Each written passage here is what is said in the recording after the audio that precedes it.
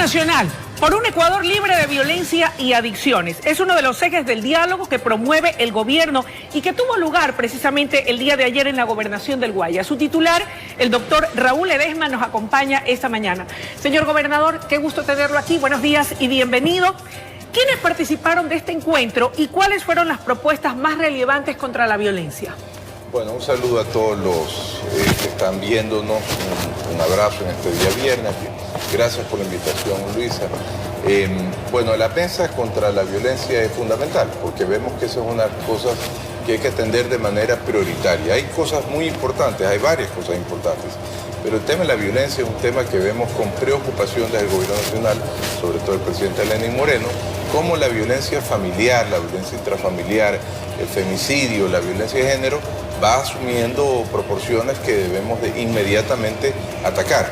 Y de eso se trata la mesa. Ayer había diversidad de actores, habían de todos los estratos sociales, había el pueblo afroecuatoriano, había la comunidad LGBTI, habían niñas, directoras, niñas dirigentes de escuelas, de colegios, había una diversidad de actores impresionante y el común denominador eran las medidas que deben de adoptarse, las rutas de auxilio que deben de adoptarse para que la ciudadanía tenga claro qué hacer cuando pudiese ocurrir una situación.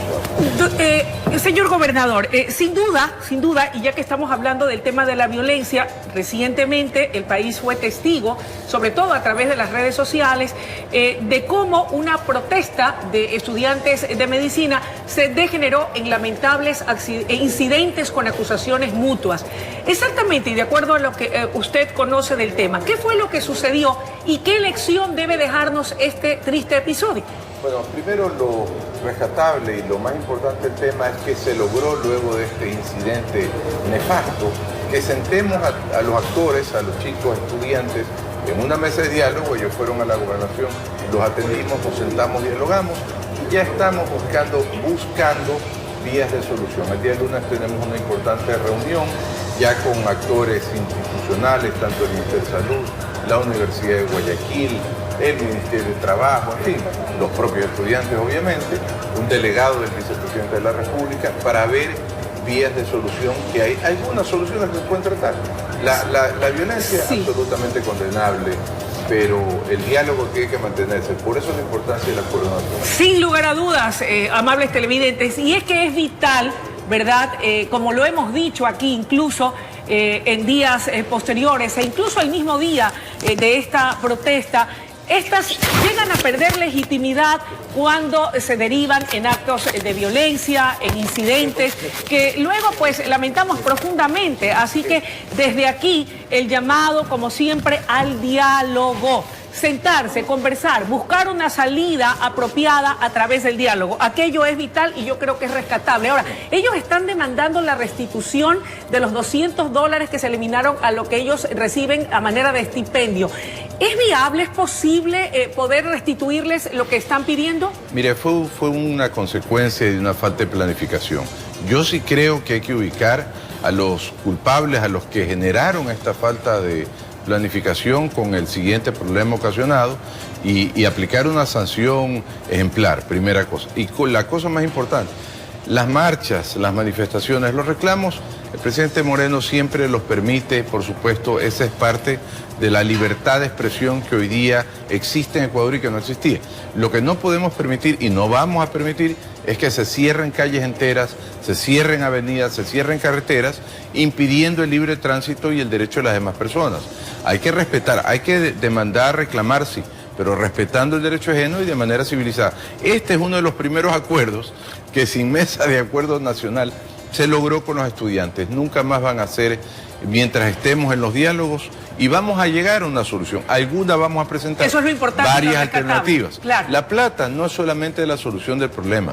La plata pudiera ser la más fácil de las soluciones, pero lamentablemente la plata es lo que no tenemos, es lo que falta. Y más aún cuando no se planificó el gasto. Usted comprenderá que todos los gastos que realiza el Estado Nacional deben de estar contemplados en el presupuesto nacional, que es una ley. Y si este gasto no se planificó con la debida oportunidad, entonces no puede estar contenido en el presupuesto. Mal pudiéramos pagar si no está contenido en el presupuesto. Pero no solo es un tema técnico, es un tema real de necesidad de dinero.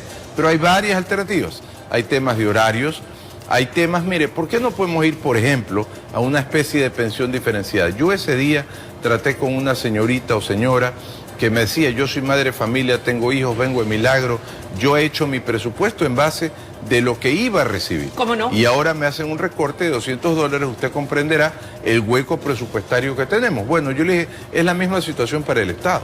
No sabíamos que había que pagar eso y ahora tenemos que ver cómo hacemos. ¿Qué salida tendrá? Pero en entonces? cambio, hay estudiantes, sí, como el mismo chico que fue materia de la agresión al policía, sí, ¿verdad? Que en cambio es una persona que tiene una cómoda situación económica y que no requiere probablemente este estipendio. Entonces, ¿por qué no hacemos una pensión diferenciada?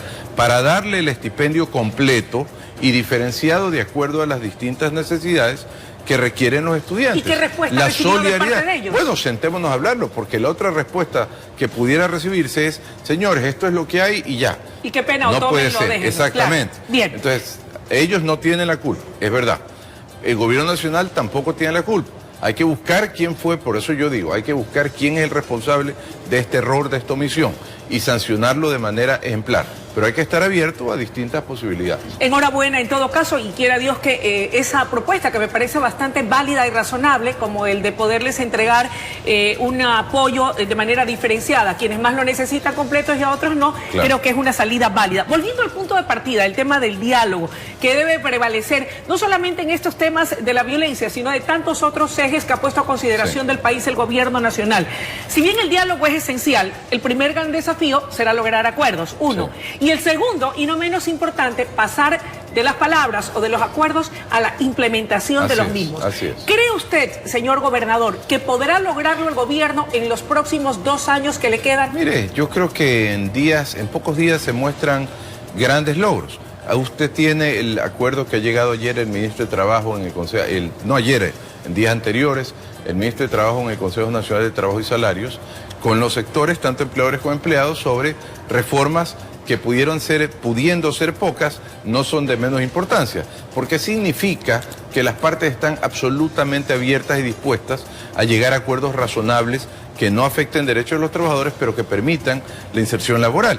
Esto ya es parte del acuerdo, ya es parte. Ahora, le toca ejecutar a la Asamblea Nacional también. Pero no todos están de acuerdo, señor gobernador. Representantes de la UNE fueron a la Asamblea a decir que ellos estaban completamente en desacuerdo con esta medida. Mire, lamentablemente hay posiciones que no responden a buscar un acuerdo, responden a políticas de mantener el desacuerdo y la polémica para seguir electoralmente, entre comillas, latentes.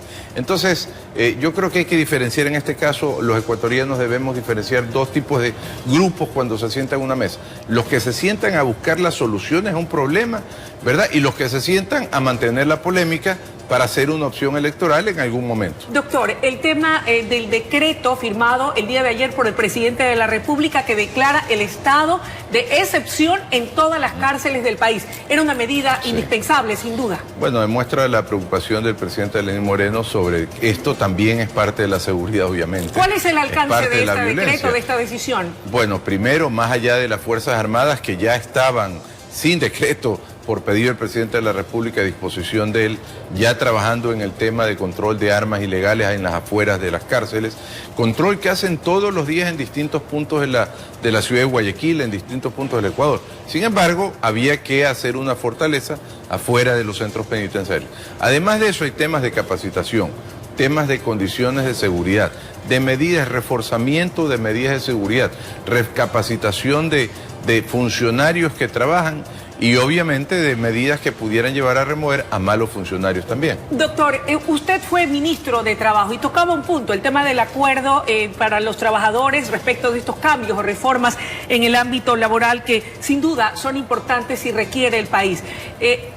No obstante, el tema de la distribución de la jornada laboral de 40 horas semanales, ¿en qué medida, verdad, esta decisión va a ayudar, por ejemplo, a reducir los índices del desempleo?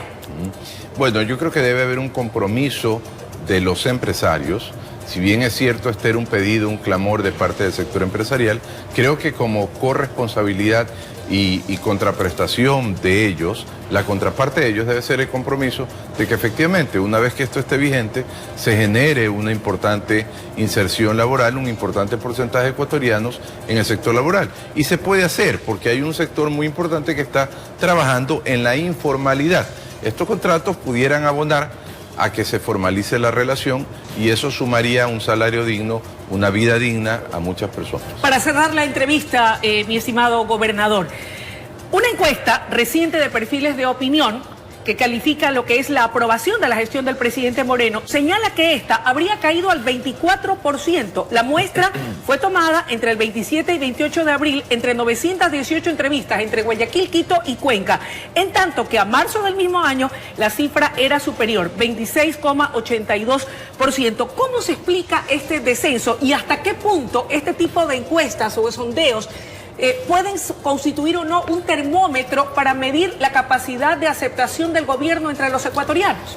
Mire, el presidente Lenín Moreno no trabaja en función de encuestas, trabaja en función de reales necesidades. Este Ecuador, recibido como se recibió, requería tomar medidas muy severas, muy drásticas, que se han ido tomando y sin embargo de que se han ido tomando, precios de la gasolina, etcétera, etcétera. Sin embargo de aquello no hemos tenido revoluciones ni consternaciones sociales importantes o elevadas.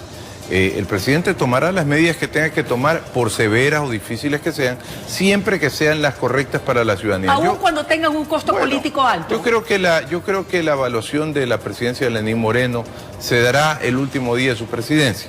Y ojalá ese día sea el día en que decida ir hacia una nueva presidencia. Y seguro tendrá el favor ciudadano porque las medidas que hoy se toman son tendientes a corregir distorsiones de más de 10 años en algunos casos, en el tema laboral de más de 10 años. Así que veremos cómo estas medidas hoy día duras y difíciles, como las que toma un padre de familia en su hogar con sus hijos que se van un poco desviando de la vía, si se toman las medidas oportunamente, ese chico va a ir por la vía correcta y va a tener una vida ejemplar. El Ecuador se toman las medidas correctas en el momento oportuno, que es hoy, ¿verdad? Y en el transcurso del tiempo, y vamos a tener un Ecuador más sano, más saludable, y no va a recibir el próximo presidente, que yo espero sea Lenín Moreno, no va a recibir un Ecuador tan complejo y tan difícil, en crisis tan severas en lo económico, en lo político y en lo moral. Mire, o sea, hay que ver el panorama integral. Todo esto se está corrigiendo.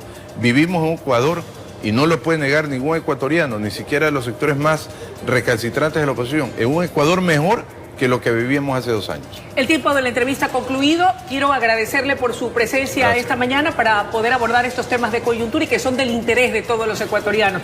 Y hacemos votos porque efectivamente el Ecuador avance hacia el progreso, que es lo que todos necesitamos. Claro, sí. Gracias a ustedes, un saludo a todos los ecuatorianos. Amigos televidentes, ha sido la intervención del doctor Raúl Ledesma en su calidad de gobernador de la provincia del Guayas. Es momento de ir a una pausa. Enseguida regresamos con mucho más desde la noticia Primera Emisión. Ya volvemos.